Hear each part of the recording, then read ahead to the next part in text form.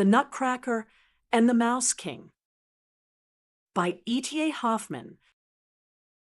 On Christmas Eve, young Marie's beloved Nutcracker comes to life and battles the evil Mouse King, leading her on a magical adventure to a wondrous kingdom of dolls and sweets. The snow fell softly on Christmas Eve in Nuremberg, coating the steep-roofed houses in white silence. Inside the Stahlbaum home, excitement crackled through the air like sparks from the great hearth fire.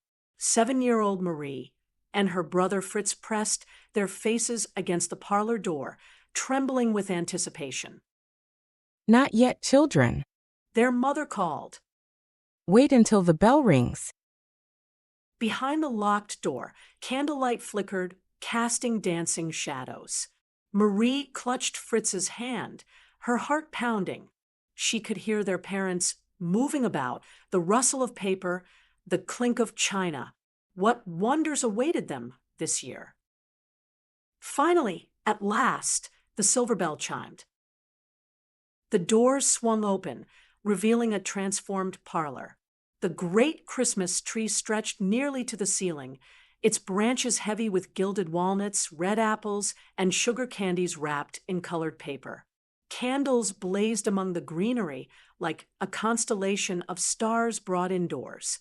Beneath the tree lay an enchanting array of gifts: a new doll for Marie with a porcelain face and silk dress, a regiment of toy soldiers for Fritz, books and games and sweets. But the crowning glory stood in the center of the room, an elaborate mechanical castle built by their godfather, Drosselmeyer, the Supreme Court counselor. Tiny figures moved within its windows, dancing and playing instruments as clockwork gears turned with delicate precision. Drosselmeyer himself sat in his customary chair, a curious figure with his eye patch and his humped back, watching the children with his single bright eye. He was not handsome. Indeed, Fritz sometimes found him frightening, but Marie loved him dearly, for he always brought the most wonderful surprises. "How do you like it, my dears?" Drosselmeyer asked, his voice creaking like an old door. "It's splendid," Fritz shouted, already racing his soldiers across the floor. Marie clapped her hands, but after a few moments, she turned away from the mechanical castle, for something else had caught her eye. Among the smaller gifts arranged beneath the tree stood a figure she had not noticed before, a wooden nutcracker in the shape of a soldier, with a broad smile painted on his face and a fine red uniform. "Oh!" Marie gasped, kneeling beside it. "Who does this belong to?" Her father smiled. "He belongs to all of you, but since you seem so fond of him, Marie, you shall be his special caretaker." Marie lifted the nutcracker reverently. He was nearly as tall as her forearm, with a wooden cape and a trim painted beard. His jaw hinged open, designed to crack nuts between his teeth. Despite his perpetual grin, there was something melancholy in his painted eyes, Marie thought, as if he knew some great sorrow. "I shall call him Nutcracker, and I shall take the very best care of him," Marie declared. Fritz, however, had other ideas. "Let me try him." He grabbed the nutcracker and immediately began forcing enormous walnuts between the wooden jaws. "Fritz, be careful. Marie cried. You'll hurt him." "Don't be silly. It's just a toy." Fritz selected an especially large, hard nut and jammed it into the nutcracker's mouth. There was a terrible crack, but not from the nut. The nutcracker's jaw broke, 3 of his wooden teeth falling to the floor. "Now look what you've done." Marie wailed, tears streaming down her face. She snatched the broken nutcracker from Fritz and cradled him like a wounded bird. She wrapped a ribbon from her dress around his broken jaw and placed him carefully on a shelf in the glass toy cabinet, propping him up with her best pillow. There," she whispered. "Godfather Drosselmeyer will fix you. You'll be good as new. That night, as the family prepared for bed, Marie begged to stay up just a little longer with her injured Nutcracker. Just a few more minutes. Her mother relented. Alone in the parlor, Marie stood before the cabinet, gazing at the Nutcracker by candlelight. The fire had burned low, and shadows gathered in the corners of the room. Don't worry. Marie told the wooden soldier, Godfather Drosselmeyer will mend you tomorrow. You're so brave, cracking all those nuts for us. I shall never let Fritz hurt you again. As she spoke, the clock began to strike midnight. Marie glanced up at the great-grandfather clock and froze. There, perched atop it like some malevolent crow, sat Godfather Drosselmeyer. His eye patch gleamed in the dim light, and he seemed to be preventing the clock from striking, wrestling with the clockwork as if it were alive. Marie blinked, and the image was gone. Surely it had been a trick of the candlelight and her tired eyes. But then new sounds reached her ears: scratching, squeaking, scurrying. From beneath the floorboards, from behind the walls, from every crack and crevice, they came mice. First a few, then dozens, then hundreds, pouring into the parlor like a dark tide. And leading them, magnificent and terrible, was the Mouse King himself, a grotesque creature with 7 crowned heads, each mouth full of gleaming teeth, each nose twitching with hunger. Marie wanted to scream, but her voice died in her throat. The toy cabinet's glass doors flew open. The dolls and toys tumbled out, suddenly animated with impossible life. The Nutcracker leaped down, tearing off the ribbon that bound his jaw. He drew a tiny sword from his belt and rallied the toys like a general commanding his troops. For Marie. The Nutcracker cried in a clear, ringing voice. To battle. The toy soldiers formed ranks. The dolls took up positions. Even Marie's stuffed animals joined the fray. The mice swarmed forward, and the 2 armies crashed together in the middle of the parlor floor. It was the most fantastic battle Marie had ever witnessed, though she could hardly believe she was witnessing it at all. The toy soldiers fired their muskets with reports like popping corn. The mice fought with tooth and claw. The Nutcracker was everywhere at once, his small sword flashing, his voice calling out orders.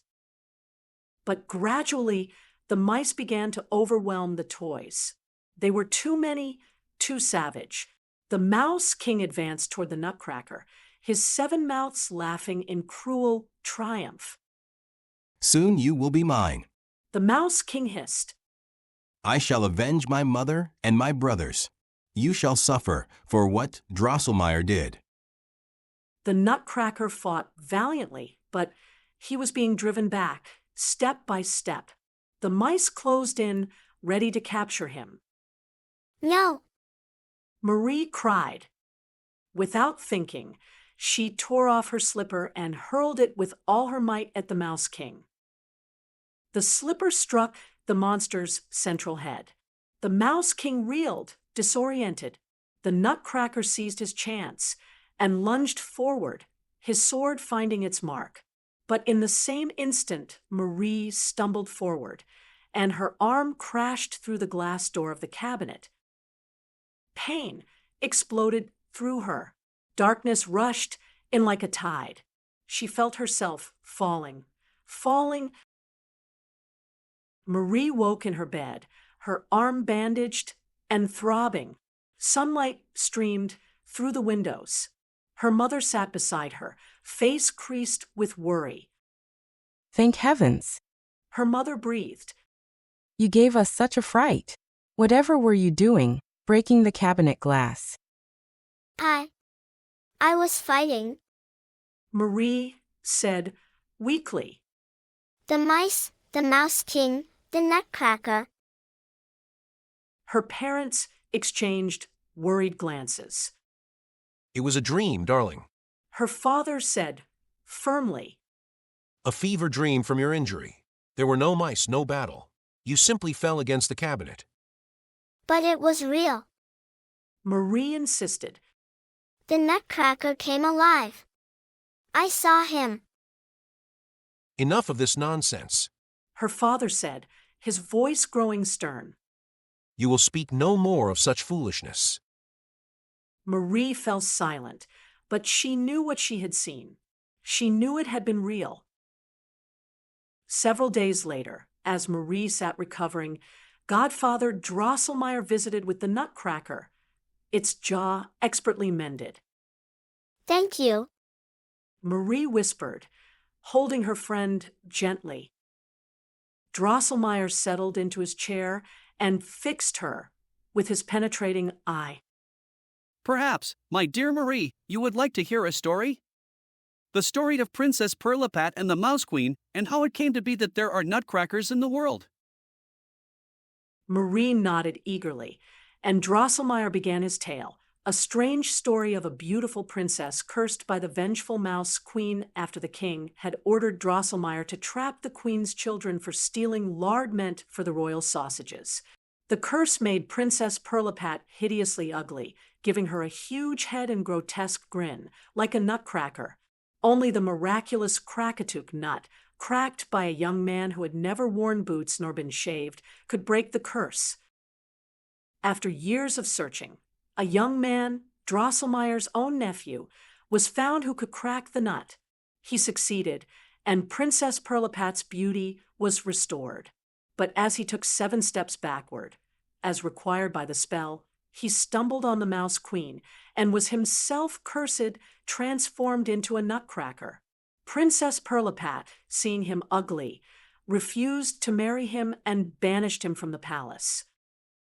And so, Drosselmeyer concluded softly, the young man wanders the world as a nutcracker, seeking someone who will love him despite his appearance, someone brave and true enough to break the curse.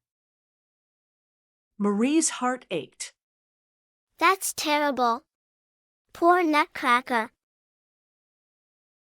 That night, Marie whispered to the Nutcracker, I don't care what you look like. If you were real, I would love you anyway. I would never be as cruel as Princess Perlipat. But her troubles were not over. Each night, the Mouse King, for he had survived Marie's attack, appeared by her bed, threatening her in harsh whispers. Give me your sweets, He hissed. or I shall bite your nutcracker to pieces. Marie sacrificed her Christmas candy, then her marzipan, then her gingerbread. But the Mouse King wanted more and more. I cannot give him anything else. Marie sobbed to the Nutcracker one evening. That night, the Nutcracker spoke to her, truly spoke, not in dreams. Marie, if you can get me a sword, I can defeat the Mouse King. Your brother's toy hussars have swords. Could you borrow one? The next day, Marie convinced Fritz to lend her a tiny sword from his toy cavalry. That night, she placed it by the Nutcracker and waited. At midnight, terrible sounds erupted from the parlor, squeaking, shouting, the clash of tiny battle. Then silence. Marie held her breath. The door to her room opened slowly. There stood the Nutcracker, holding the Mouse King's 7 crowns triumphant in his wooden hands. The Mouse King is defeated. The Nutcracker said, You saved me, Marie. Now, will you come with me? I want to show you something wonderful. Taking her hand, the Nutcracker led Marie through the house. Everything seemed to grow and shift around her, or perhaps she was shrinking. They climbed up through the sleeve of her father's coat, hanging in the wardrobe, and suddenly they were traveling through a magical realm. They passed through the Christmas wood, where sugar plum trees grew and gingerbread animals grazed in meadows of green marzipan. They sailed down Lemonade Lake and Orange River. They visited Candy Town, where the houses were made of caramel and cake, where fountains flowed with sweet cordials. This is the kingdom of dolls. The Nutcracker explained. I am its prince, or I was before the curse. Marie's head spun with the wonders around her. She danced with toy soldiers. She dined with clockwork courtiers. She listened to music played by mechanical musicians more beautiful than any symphony. But even as she rose higher into joy and wonder, she began to feel herself lifting, floating upward. She woke in her bed with a gasp. It was a dream after all. She whispered sadly. But then she looked at her nightstand, and there lay the 7 tiny crowns of the Mouse King. When she showed them to her parents, they dismissed them as trinkets, meaningless baubles. They forbade her to speak of her dreams anymore. Heartbroken but defiant, Marie sat before the toy cabinet one day while Drosselmeyer repaired one of her father's clocks. Dear Nutcracker, She said aloud, though she knew her godfather could hear. if you were really real, I swear to you now, I would never behave like Princess Perlipat. I would love you no matter what you looked like. Your appearance means nothing to me. I love you for your brave heart and your kind soul. Thunder cracked, though the sky was clear. Marie fell from her chair in a faint. When she woke, her mother was beside her with news. Godfather Drosselmeyer's nephew had arrived from Nuremberg to visit. Would Marie like to meet him? The young man who entered was handsome and kind, with eyes that Marie somehow recognized, gentle eyes that had once looked at her from a wooden face. He bowed gracefully before her. Dear Marie, He said softly, by swearing that you would love me no matter my appearance, you have broken the curse. I am free at last. I have come to ask if you will marry me and be the queen of the kingdom of dolls. Marie looked into those familiar eyes and saw the truth written there. Her Nutcracker, her brave, loyal Nutcracker, had been transformed back into his true self by her faithful love. Yes. Marie breathed. Oh, yes. And so, in a year and a day, a golden coach drawn by silver horses arrived at the Stahlbaum house. Marie departed with her prince, and the last anyone heard, she ruled as queen over the kingdom of dolls, where the most wonderful and beautiful things exist for those who have the eyes to see them. Her family remembered her fondly, though they could never quite explain where she had gone. But sometimes on Christmas Eve, her mother would stand before the toy cabinet and fancy she could see Marie's face smiling out at her from among the dolls, happy, beautiful, and crowned with a circlet of stars.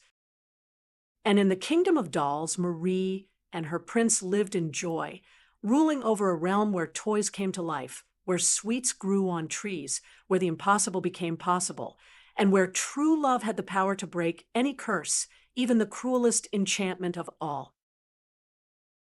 On cold winter nights, when children crack walnuts by the fire, they are sometimes reminded of the Nutcracker Prince and his brave queen, who proved that seeing with the heart is more important than seeing with the eyes, and that loyalty and love are more powerful than any magic, dark or light.